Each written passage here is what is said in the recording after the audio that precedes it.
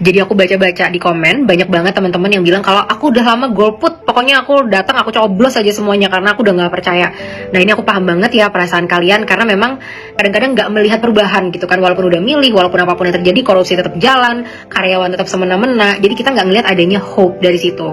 Nah tapi teman-teman, golput atau kita nggak berpartisipasi dalam politik itu sebenarnya bahaya banget untuk masa depan negara kita. Kenapa? Pertama, saat kita nggak memilih, kita tuh sedang membiarkan kekuasaan jatuh ke tangan yang salah. Kenapa?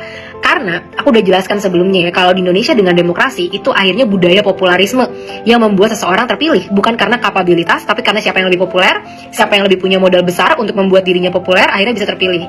Nah, saat kita golput, akhirnya orang-orang ini yang akan berkuasa akhirnya. Makanya sekarang saat kita lihat parlemen, kok itu orang bisa ada di situ sih gitu kan, kita agak ada kepikiran gimana kok orang dengan background kayak gitu bisa ada di situ. Nah itu akibat dari banyak banget dari kita yang juga golput.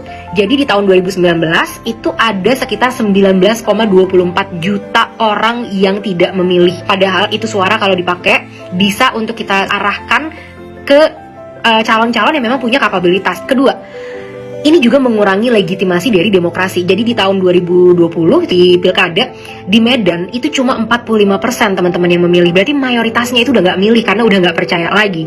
Nah ini bahaya banget ya, karena jadi keputusan yang diambil nantinya itu bisa banget menguntungkan elit atau oligarki kita tentu, karena yang menang ya dia-dia lagi, yang terpusat ya dia-dia lagi gitu. Ini bahaya banget. Jadi memang harus kita pecah tuh ke orang-orang lain yang memang punya kapabilitas. Yang ketiga, ini membuka jalan untuk politik dinasti, teman-teman. Saat kita pasif, kita nggak peduli, akhirnya mereka milih teman-teman mereka, saudara-saudara mereka untuk masuk lagi ke sana.